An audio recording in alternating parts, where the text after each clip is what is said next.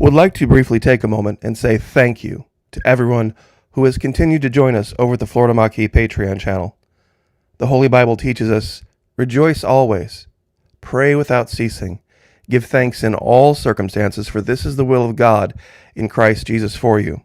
If you'd like to join us over there, it's only $1 per month at the base level, and even less than that if you sign up for an entire year, and no matter what level you choose, it's fully refundable. First 90 days, no questions asked. What's the difference between YouTube and Patreon? At Patreon, we can take the gloves off.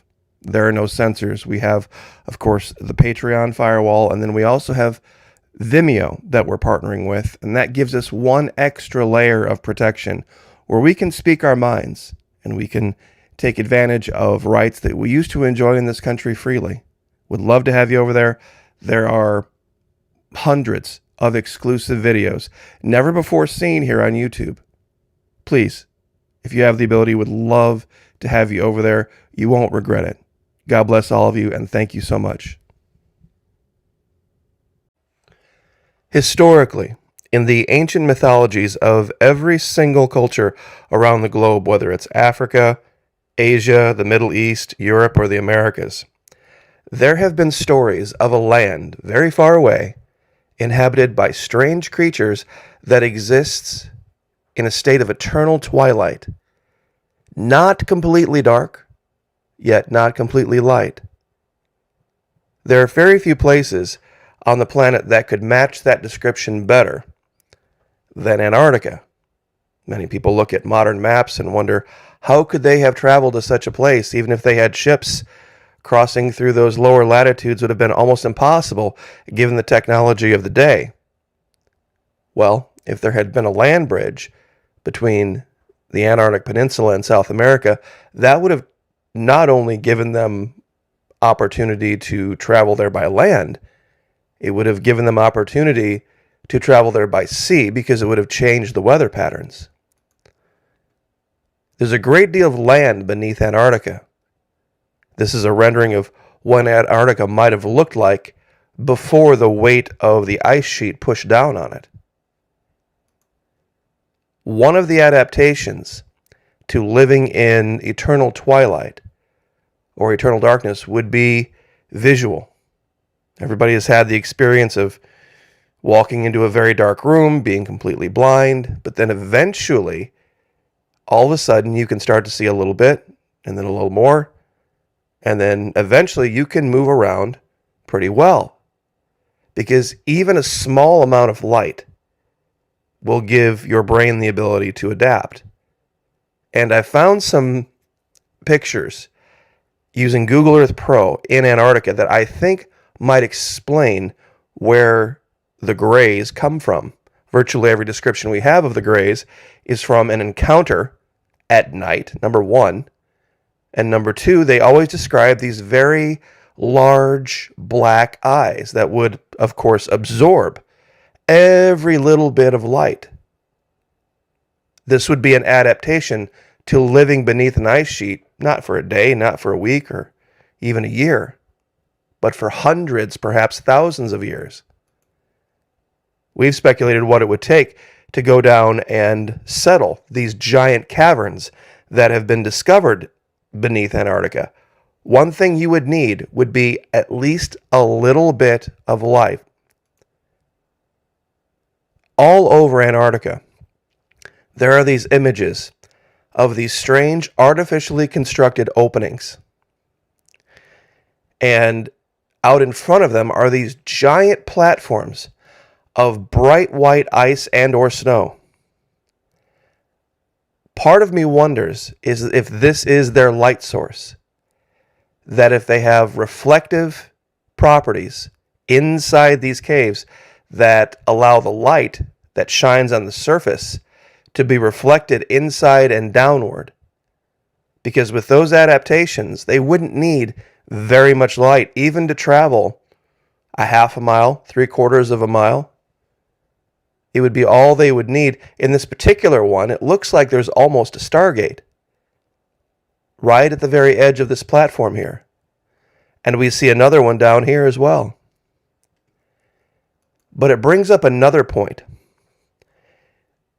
Earlier today, over at the Florida Maquis Alpha site, we put up a video talking about the discovery of a pyramid down in Antarctica. I would suggest everyone go check that out at some point because it's undeniable what the imagery is showing.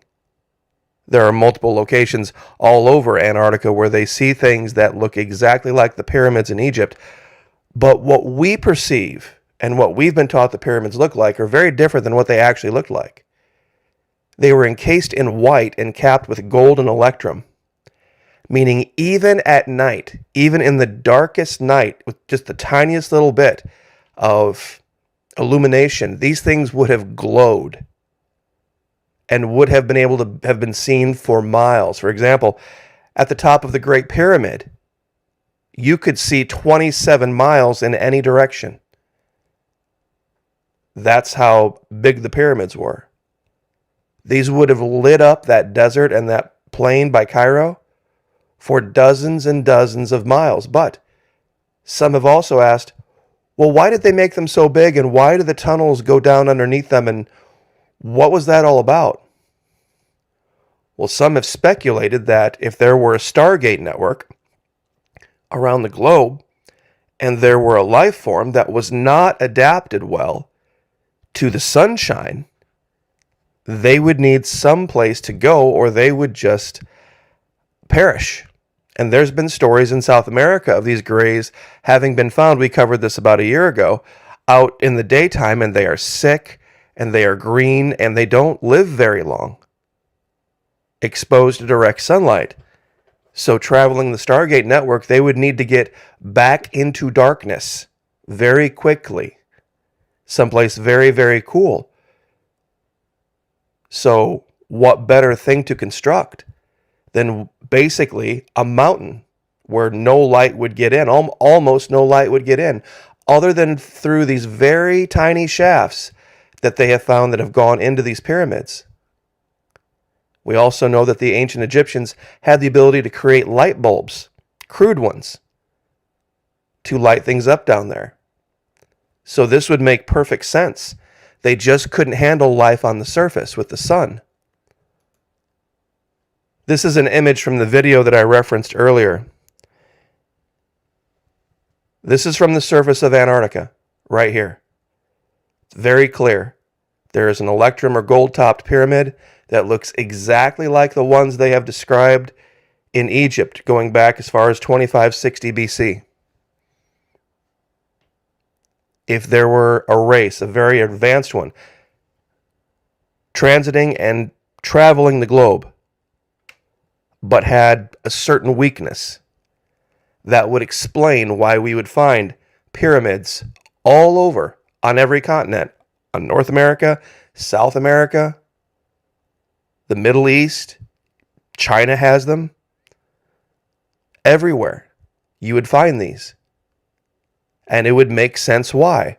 Because wanting to travel the globe but not being able to deal with the sun, you would need some place to get out of, the line of fire, so to speak.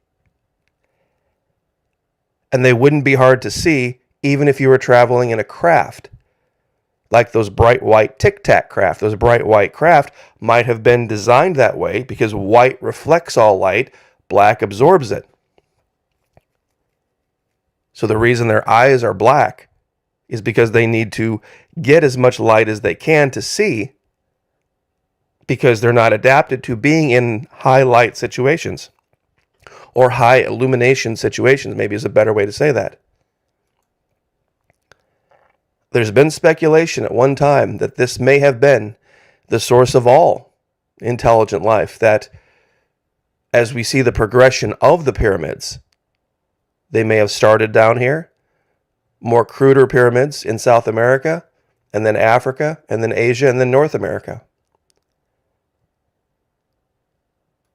This is the Florida Maquis Alpha site. It's the backup channel that we have been putting up the older Antarctica videos, hoping more people would see them. There are a great many videos that I've done, hundreds and hundreds, and I just don't believe that the vast majority of my audience or other audiences have seen what we've discovered. So I thought we would go back through slowly and focus one at a time on each of these discoveries to show directly what the proof is. And this particular video, I don't know how it can possibly be denied what we found. I mean, it's very, very clear that this is a pyramid. And there are all sorts of other smaller artificial structures around virtually every find that we uncover, that people want to talk about and they want to debate and look at further. Google Earth Pro, I'll give you the coordinates. And that's the difference with this channel and other Antarctica channels.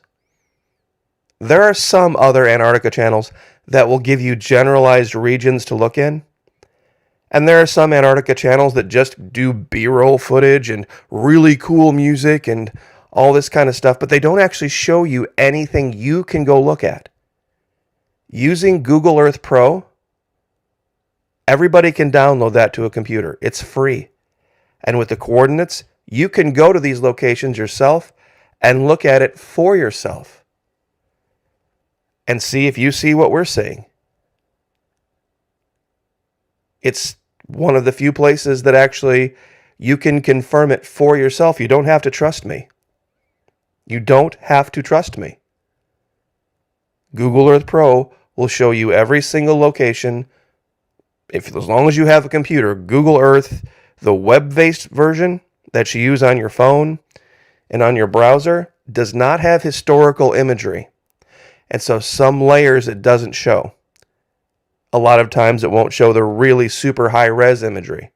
That's why you need a laptop. So I would encourage everyone, join us over at the Florida Maquis Alpha site. There's also the Florida Maquis main page where we also talk about this kind of stuff and many other things. It's truly my belief that in the next 100 years, that continent, once we get beyond the political nonsense that captivates our everyday lives right now, that continent will be the number one concern of every human being on the planet, because it's going to change history. And I'll leave it there. God bless. Like, share, subscribe. We'll see you guys next time. Would like to briefly take a moment and say thank you to everyone who has continued to join us over at the Florida Maquis Patreon channel. The Holy Bible teaches us, rejoice always, pray without ceasing, give thanks in all circumstances, for this is the will of God in Christ Jesus for you. If you'd like to join us over there, it's only $1 US per month at the base level, and even less than that if you sign up for an entire year, and no matter what level you choose, it's fully refundable. First 90 days, no questions asked. What's the difference between YouTube and Patreon? At Patreon, we can take the gloves off. There are no censors. We have, of course, the Patreon firewall, and then we also have Vimeo that we're partnering with, and that gives us one extra layer of protection where we can speak our minds and we can take advantage of rights that we used to enjoy in this country freely. Would love to have you over there. There are hundreds of exclusive videos never before seen here on YouTube.